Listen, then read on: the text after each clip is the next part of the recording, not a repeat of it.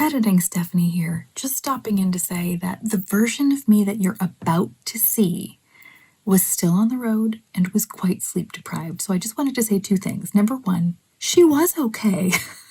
She was just very tired.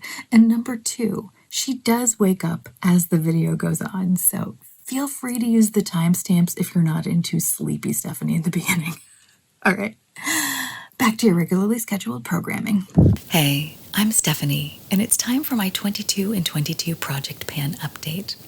I'm still on the road. It is very early in the morning, and I'm not quite sure how thin these walls are, so I'm trying to be very quiet. Hopefully you can still hear me.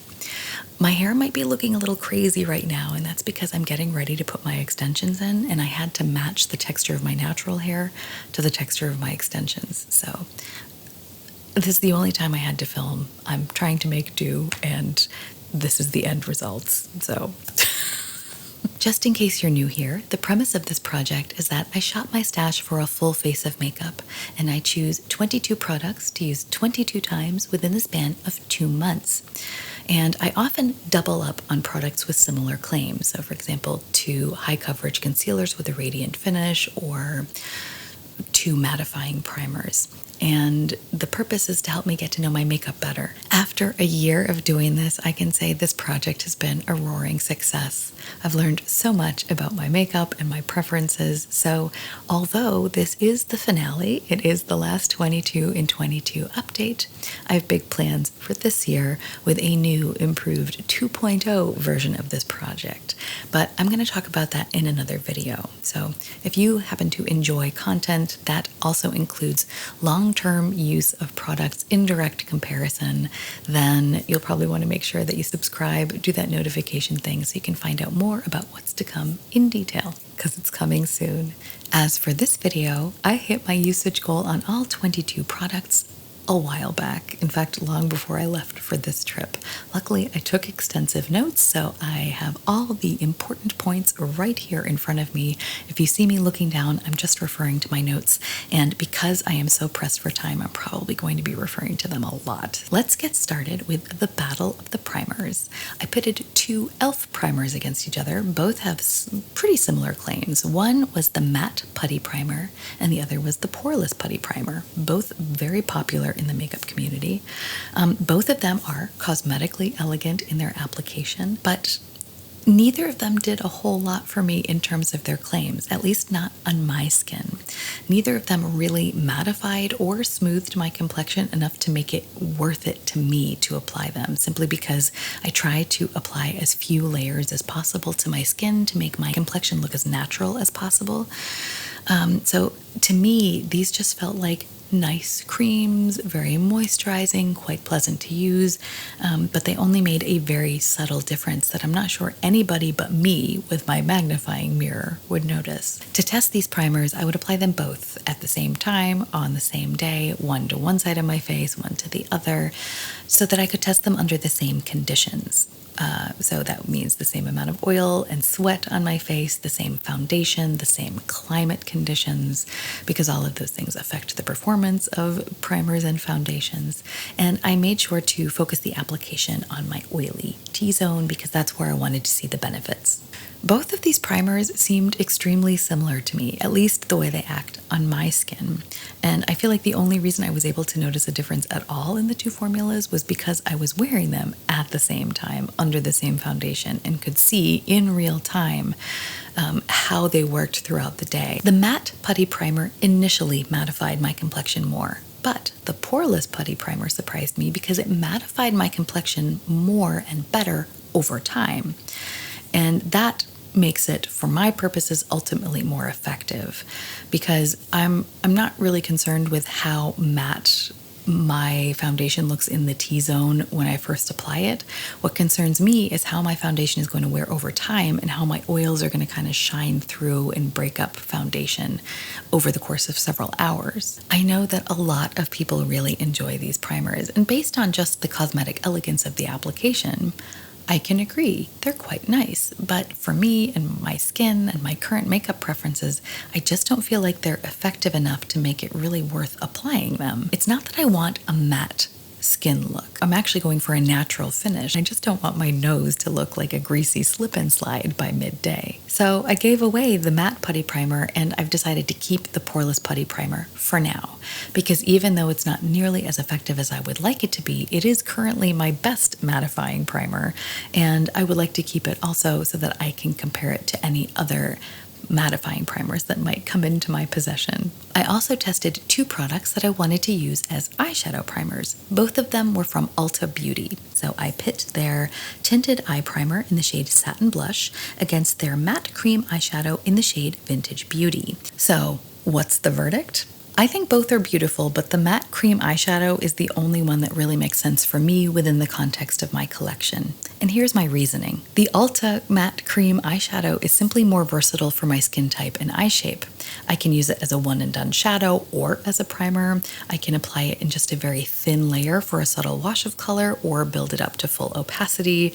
It blends out easily and then it sets down completely, and I can apply any eyeshadow over the top of it and it will stay. The Ulta Beauty tinted eye primer, on the other hand, is a little bit more finicky. It has to be built up to have any effect on its own, and on my oily hooded lids, that inevitably leads to creasing. A thin layer does make a very nice primer, but I have to set it with powder in order to make it stay put. And at that point, it kind of defeats the purpose of having a tinted primer. If I have to layer a decent amount of shadow on top, then I can't see the color or finish of the primer I'm using. And at that point, then I can just use a transparent primer like my Urban Decay Primer Potion, which performs slightly better anyway. Because I have to set the tinted eye primer with powder in a layer that's thick enough to result in a good deal of opacity, it doesn't make sense for me to keep the tinted eye primer, so I'm going to be giving that one away. But the matte cream eyeshadow, that one is mine, and I'm going to really enjoy continuing using that as a one and done shadow, and especially as a base for glitter toppers. And that's actually a look that I created in my Black Friday vlog. There was kind of a get ready section with me, and you can kind of see how it wears throughout the day. So if you want to check that out, I'll link it in the show notes. Now it's time to move on to color correctors. Let's start with the Kokie Be Bright Illuminating Concealer Corrector. This one is quite peachy, so it better combats the under eye discoloration I have than some of the pink correctors that I've tried. But the depth of the color also means that it doesn't have a brightening effect on me. Because I have a heavy brow bone that often throws this area of my face into shadow, and because I have hollows under my eyes, it's not necessarily ideal, but it's also not a deal breaker. And it's the sort of thing that means that I can wear it more easily on days where I'm not wearing foundation because it doesn't have a brightening effect. The finish of this product has a slight radiance, but it's not nearly as radiant as what I was comparing it to, which was the Becca/Smashbox color corrector, which I'll be discussing in a moment. I like to apply this one in thin layers. In fact, all under eye products, because the skin here is so thin, I want to make sure that I apply as little product as possible. And in order to do that with the Kokie concealer, I found that it was best applied with a synthetic brush that gently spreads the product. And that also tended to reduce shine, which I like because shine can emphasize my hollows. If I wear the Kokie corrector on its own, I like to set it with a very light dusting of loose powder to minimize creasing and increase longevity. If I don't set it, it will inevitably crease and also unevenly fade within a couple of hours. But the worst part of this product is that I have one particularly deep fine line under each eye. And over the course of the day, the Kokie Be Bright Illuminating Concealer Corrector turns those fine lines into full-blown wrinkles. The Becca Smashbox Under Eye Brightening Corrector, which I have in the shade Light, is very different in many ways. First, precisely what the name implies, it is brightening. The pink tone of this particular shade is a little bit too cool toned to be an ideal corrector for my shade of under eye discoloration, but it is truly brightening. And wow, is this formula radiant. At first, I completely disliked it because it almost felt like I was putting a glittery gel underneath my eyes. But rest assured, there are no glitter or sparkle particles in the product itself.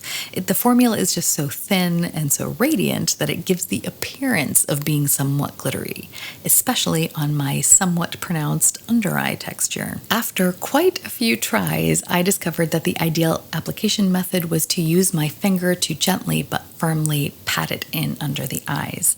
And I found that the heat from my finger together with that gentle patting motion tamped down the shine a bit and reduced the glitter effect. I personally cannot wear the Becca Under Eye Corrector on its own. It's simply too brightening and too radiant, but it does pair nicely with some of my concealers. So what's the verdict? I don't like either of them.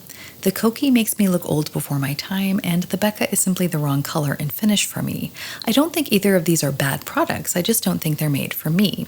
So initially I wanted to give them away. However, if you saw my latest Adagio or Slow Beauty video, which will be linked in the show notes, then you might already know that one of my makeup goals for the year is to discover the best application methods, skincare, and cosmetics for my under eyes. And because I'm going through that process, I think it might be good to keep these things just so that I can do some final roundup notes and maybe some comparison swatches. So let me know what you think. Would it be worth it if I keep them? Would you enjoy seeing a video that compared the different things that I've been trying this year? If so, I would be willing to keep them, but you're going to have to let me know in the comments. Now let's move on to the fun category of Luminizers. I pit Samantha Ravndal's Auric Glow Lust against Charlotte Tilbury's Hollywood Flawless Filter for a Superstar Youth Glow. The Auric Glow Lust, which I have in the shade Selenite, is a thicker formula that almost adds like a smoothing layer to my skin. I wouldn't call it blurring.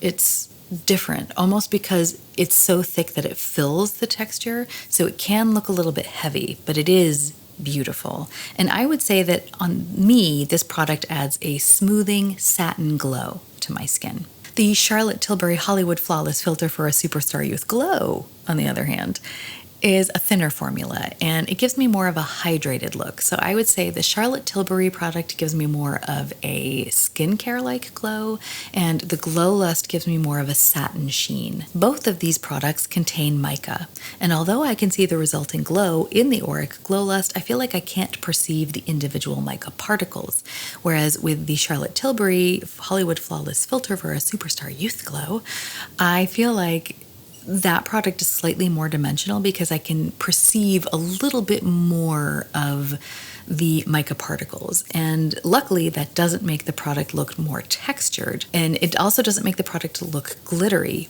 But I have realized that I need to be careful when applying the Charlotte Tilbury product, simply because if I apply too much of it, the reflect in it is a little bit silvery, so it can look kind of metallic or frosty on my skin, at least in the shade that I have, which is shade 3. But as long as I'm careful to apply the proper amount, it looks beautiful and glowy. But speaking of those slightly more perceptible mica particles in the Charlotte Tilbury product, strangely enough, I found that when worn underneath a high coverage matte foundation, the Charlotte Tilbury product looked more soft focus and beautiful, whereas the Auric began to look more textured because the product was heavier and weighed down my skin. And I found that to be quite strange because under other foundations that were more radiant, the Auric looked smoother than the Charlotte Tilbury.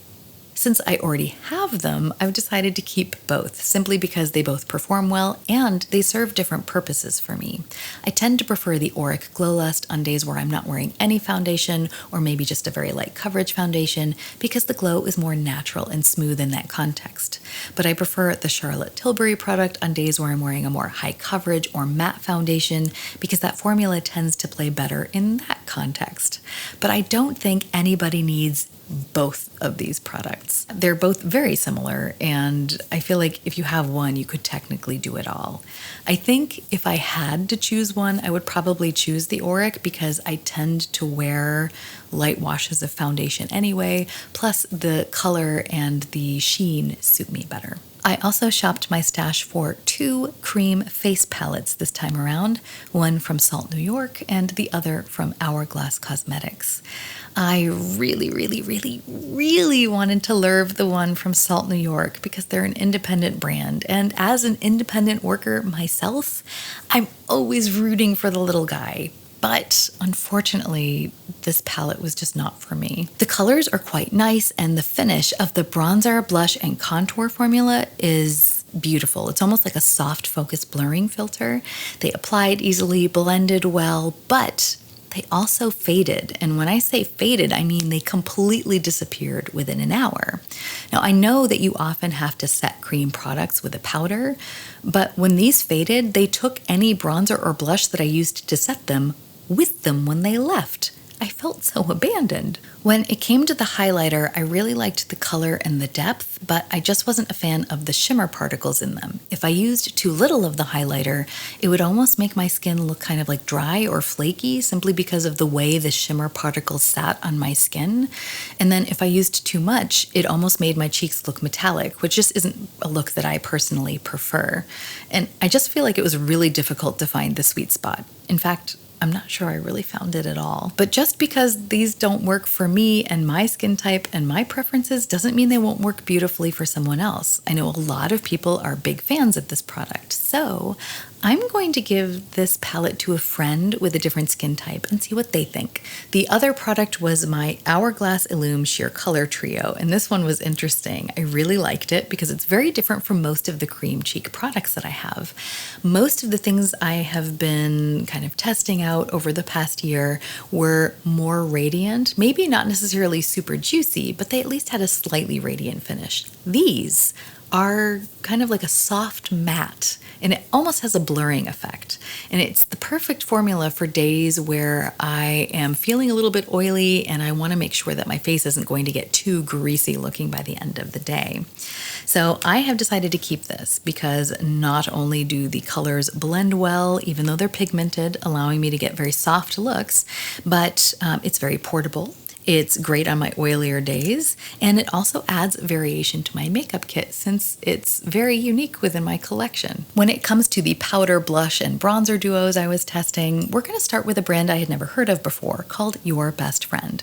Now, I would go into a deep philosophical analysis of that brand name, but after some research, I've discovered the brand doesn't exist anymore, and after using their product 22 times, I think I know why. The duo, officially called the Best Bronzer and Beautiful Blush, was decluttered to me, so I thought I would give it a chance. But the formula was very heavy and extremely pigmented, so I found it very difficult to get any sort of natural flush or even application. Until I broke out some of my fluffier synthetic brushes, then I was finally able to kind of finesse it into an even application. It was still pigmented, but it was workable. But just like my ill-fated Salt New York cream palette, it faded into nothing within a matter of minutes.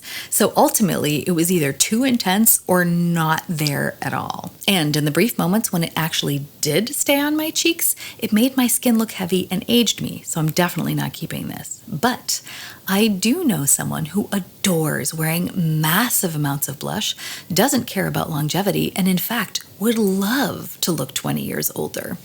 But she's 8, so I have a feeling she'll have fun playing with this. As for the Too Faced Sun Bunny and Papa Don't Peach duo, this one was pretty easy to use. The application of these very glowy powders is quite sheer, and if I do want a more application, I can simply apply them over cream cheek products or use a more densely packed natural hair brush. The Too Faced duo always looked beautiful on initial application, but on my skin tended to only last a maximum of 4 hours. Although I got some very pretty looks with the Too Faced duo, I think it's actually time for this to move to a different home. I currently have a family member who is just getting into makeup, and she's very nervous. She doesn't want to over-apply. She's also very worried that her blending abilities aren't good enough, and this particular blush is extremely easy to blend and almost impossible to over-apply. So I have a feeling if I give this to her and she starts using it, she'll gain a lot of confidence in her makeup, and seeing the joy she gets out of applying makeup makes me much happier than keeping this for myself. So I'm going to give this to her. As so often happens when I'm on the road, my schedule is being thrown to the wind. So I'm going to have to record the rest of this video later. If I look different in the next clip, that's why. Okay, I'm back after a very long day. I actually feel more ready for bed than a video, but if I don't do this now, it's not gonna get done. So I'm gonna power through with the powder highlights. I also rolled in 2 powder highlighters, both of which claimed to be soft, natural highlights. So I compared the Laura Geller Baked Highlighter in the shade French Vanilla to my Laura Mercier Matte Radiance Baked Powder Highlight in shade 1. Both of these definitely fit the description of being subtle highlighters, and they have a lot in common. They're both baked products, so they're both domed. They both have a similar sheen when you look at them in the pan, but they definitely have different effects when applied to the face. The Laura Geller Baked Highlighter has an extremely smooth finish. It also looks a little bit like a filter on the cheek and seems to have a matte finish, which one would think could be kind of counterintuitive for a highlighter, but it only looks matte until the light hits my cheekbones just right, and then it shines with a subtle diffused light. And so I think this powder highlight is great for anyone who likes subtlety, which is something I definitely do. If you've been watching this channel for a while, you might already know that I discovered my favorite way to apply powder highlight has been to use my finger to tap it onto my cheeks, because I just feel like that helps it meld with my skin better. That wasn't the case with the Laura Geller highlight. In fact, this wasn't the case with either of these highlighters. I liked them both best when used with a highlighter brush. So these are the first highlighters all year that I've actually felt that way about, and I thought that was at least interesting. And when I do use a brush, the Laura Geller highlight definitely gave me a soft, candlelit glow from within sort of radiance. The Laura Mercier Matte Radiance Baked Powder Highlighter, on the other hand, was more ethereal. And I don't know, it looked kind of magical, as if I was sprinkling fairy dust on my face. But not just any fairy dust, expensive fairy dust, luxury fairy dust, like what Tinkerbell puts on her face when she wants everyone to know she's boss. And I really liked that, which kind of surprised me because I don't normally like PC highlighters. I want highlighters that are going to smooth the texture on my cheeks. But this one manages to not emphasize texture while also adding a little bit of sparkle to the cheeks. So I would say it is the most subtle, sophisticated form of a glittery highlight, because for some reason, those sparkles don't come across as glitter. They just come across as magic, at least on my skin. So I would say the difference between the two highlighters is that the Laura Mercier highlighter had a sophisticated magic about it. The base was very similar to the Laura Geller shade in that it had a subtle sheen to it, but it had the added magic of those particles. And I feel like when I wanted some extra spark on the inner corner of the eye or on the brow bone, that would just add just a little bit of sparkle to the look if that's what it was lacking. So I feel like both of these have a place in my collection, and I really definitely enjoyed both of them. I also tested two loose powders in direct comparison this month, the RCMA No Color Powder and the Hourglass Translucent Setting Powder. Right off the bat, I can tell you these two powders do very different things. They can both be used to set makeup, but they do so to very different effect. The RCMA powder did a better job of taking down the shine in my T-zone, but I couldn't use it underneath my under eyes because I felt like it was a little bit too drying for that particular section of my face. The Hourglass Translucent Setting Powder, on the other hand, seemed better on the outer sections of my face where I have drier skin, because I feel like that formula doesn't draw out as much moisture, and it also doesn't have a completely matte finish. It's not a highlighter, it's not radiant per se, but it's not as mattifying as the RCMA No Color Powder was. So, what is the verdict? I feel like the RCMA color powder, I mean, it was developed by makeup artists for the purpose of using on things like television sets, and I can imagine that it's really perfect in that setting because you can layer it on top of itself over and over again. And so, for example, there's been some instances where I have been working in TV, and basically between sets or between commercial breaks, a makeup artist would be checking my face for shine, and they could kind of powder me down anywhere that there was shine that there shouldn't have been. And I feel like the RCMA powder is perfect for that because it's very lightweight, it doesn't look cakey, and you can just kind of keep applying it, and it does mattify well. The only problem I saw with it is that the effect doesn't last a whole long time, even though it initially mattifies very well. So I feel like it's the sort of thing you have to keep applying. And I have tried some other powders that I don't have to keep reapplying so often. I'm not sure exactly what I think of it. I do know that in my own personal life, I'm not typically followed around by a makeup artist who's constantly checking the shine on my face and can powder me down whenever I need it. So that's not necessarily a use that I could see for it. And because it doesn't last over the course of the entire day, I'm not entirely sure that it would be worth keeping for me. But then again, I'm not sure any powder really lasts for a long time, so I'm gonna need to do some serious comparison testing of different translucent powders against each other to find out which one works best over time and see how this one holds up, because maybe my expectations are just too high. When it comes to the Hourglass translucent setting powder, that was really great for the outer sections of my face. I consider them two completely different products, really. Even though they both set my makeup, I like the radiance effect on the outer portions of my face. And so I definitely feel like the Hourglass translucent setting powder is good for me. So I think that one's definitely a keeper.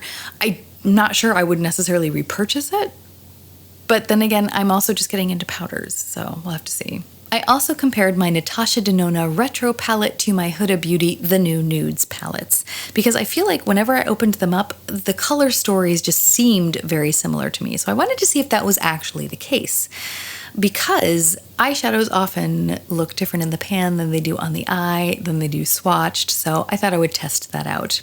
And there were, in fact, several very similar shadows. I wouldn't call them dupes, but they were definitely quite related. However, although the color stories definitely share certain similarities, I feel like these palettes are very different on a functional level. The Retro palette shines in typical Natasha Denona style. The textures and finishes offer nice variation, and there's a decent range of tone from dark to light and also from warm to cool. The New Nudes palette, on the other hand, looks a lot more versatile in the pan than it actually is. The quality of the shadows is beautiful. The mattes can easily give you a gorgeous, soft, blown out look, while the shimmers offer a lot of impact and still have a decent amount of dimension. But even though some of the shadows looked cool toned in the pans, they all look warm on the eye. Take a look at the shade Lace, for example. It looks like it could be a cool toned grayish purple when it's in the pan, but as soon as I swatch it out, it leans surprisingly warm and pink. And the New Nudes palette lacks depth. Although several of the shades look relatively deep in the pan, on the eye, they don't offer a whole lot of depth at all. So although the quality of the shadows is excellent, I feel like the color story itself is a lot less versatile than one might think. So if I could only keep one, it would be the Natasha Denona Retro palette, simply because it offers me more options at every turn, with textures, tone, and depth. Plus, the removable pans are a very useful feature that I use a lot when I'm making my own palettes. But because the formulas are so different and the Huda Beauty shadows really are superb, I'm kind of hesitant to say that I'm willing to give it up. I am currently in the process of a year-long putter declutter, and eyeshadows are going to be decluttered this year, so this palette might not make it through the year, but at this point in time, I'm not yet willing to give it up. I can already tell this declutter is going to be a long journey. To match the pinky purple mauve-y tones of the eyeshadow palettes, I thought I would also directly compare two purpley mauve-y lipsticks. And so I chose the NYX Lip Lingerie in French Maid versus the Dusty Mauve matte lipstick from Anastasia Beverly Hills. I'm only going to briefly touch on the NYX lipstick simply because I spoke at more depth about it in my auditioning new makeup video, which I'll link in the show notes in case you'd like to see it. But basically, it's a liquid lipstick with the longevity of a nice bullet lipstick. It fades evenly, but it fades, and relatively quickly. And the reality is, if I'm going to put myself through the torture of wearing a liquid lipstick, I want the longevity that a liquid lipstick is supposed to give me. And this just doesn't do it for me. So I really liked the color. I didn't like the formula, so it's already gone. The matte ABH lipstick in Dusty Mauve, on the other hand, was my cup of tea. And that kind of surprised me because this lipstick is pretty cool toned, which does have the potential to look a little bit sickly on me. But even when applied in an opaque layer, I don't know, it had something cool. It was edgy. It was a statement look. It's not something I would normally do, but I really enjoyed experimenting with that kind of look, and it was a whole lot of fun. However, it's not the sort of thing I would wear every day, so if that's the only look this lipstick could give me, I don't think I would keep it. But it's not just a one-trick pony. I discovered if I apply it in just a very thin layer, it's almost like I'm wearing a mauve filter on my lips, and it looks so great. Like it's the sort of everyday, slightly edgy but still nude shade that I can wear. And if I apply it on its own, I can have that beautiful matte finish. But if I want to apply it over a lip balm, it also still has staying power, but I can get a juicier effect and it's a little bit more comfortable that way. So it turns out this lipstick is pretty versatile. Plus, despite the fact that it's a pretty dramatic shade, it doesn't emphasize my lip lines too badly, and it also doesn't kind of gather in my lip lines or emphasize my dry patches. So I'm actually really happy to have this lipstick in my collection, and I'm glad that it'll be staying. Number one, it's very unique. I don't have any other shade like it. And number two, it was decluttered to me. It's not the sort of shade I would have purchased. And I think it's cool to have that kind of standout color that was essentially picked out for me by someone else. And so I'm going to enjoy having fun with it. The last two products I tested were dry shampoos, but instead of being sprays, they are pastes. Both of them from the brand r+co. And although they are technically from different product categories, one is officially a dry shampoo paste, the other one is more of a styling paste. When I read the claims, they were almost identical. So I decided I would test them under the same conditions. And so one was the Badlands dry shampoo paste and the other was the Sandcastle dry texture cream. I was initially pretty skeptical of these products simply because I have ultra fine hair, and so I was a little bit worried because both of these pastes contain oils, and I was worried that it would weigh my hair down. Also, it seemed a little bit counterintuitive to me to be putting oil onto my already oily scalp, but I thought, what the heck? I'll try it for science. I was also dedicated to trying these because I fly a lot, and since these are pastes, they are much easier to pack in a carry-on, they get through TSA without a problem, and I don't have to worry about them exploding everywhere. So I always used both products simultaneously, the Badlands paste on one side of my head, the Sandcastle paste on the other, so that I could test them under the same exact conditions. And I was always careful not to exchange sides between hair washes to ensure that any potential product residue wouldn't affect the results. The first discovery I made is that both of these products are not for everyone. First of all, if you are the type of person who uses dry shampoo because it is a fast option, you just spray it and go, these are definitely not for you. They take more finessing. I would have to take an extremely small amount. That's how it works best. So I would kind of tap my finger into the product. Then I would tap my finger onto the lid to remove any excess product. I would kind of rub it around on the lid. And only then would I put it into my hair, and I would have to go through my hair section by section, rubbing the product into the roots of my hair. So that process took a lot more time than simply sectioning off hair and spraying some dry shampoo off, rubbing it in, brushing it out, and going. So this product definitely, either one of them, it takes longer to use than a typical dry shampoo. The second discovery I made is that, just like makeup, these pastes have different finishes. So in my notes, I wrote that the Badlands paste offers a little less volume, but a little more sheen to the hair. And the Sandcastle paste provides more volume, but doesn't add any shine to the hair at all.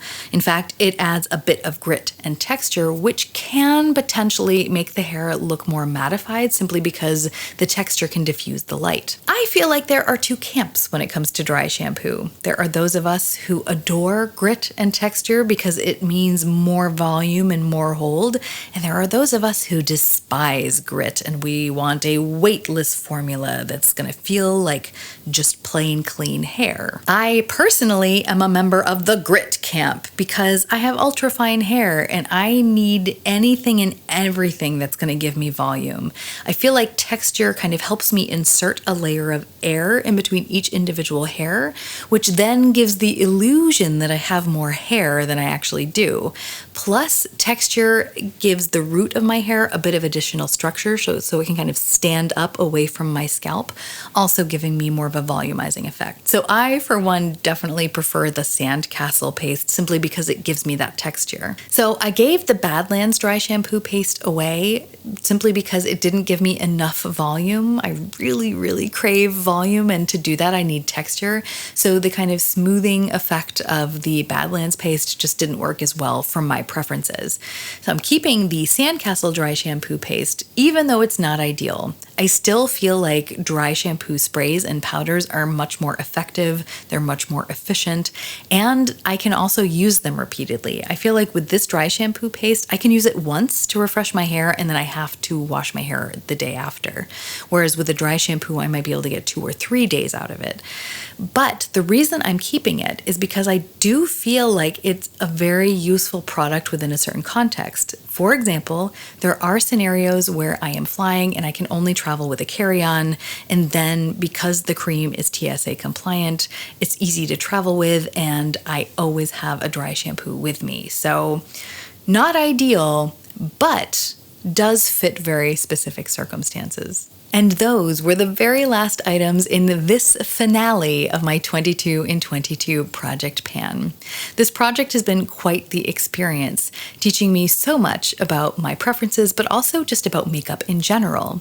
Seeing how products with similar claims stand up against each other when put in direct comparison under the exact same conditions has allowed me to detect very subtle differences and nuances. And although it's time intensive, it's fun. Plus, it seems to be the best way for me to find my truest of favorites. So even though this particular project's time has come to an end, I won't be continuing 22 in 22.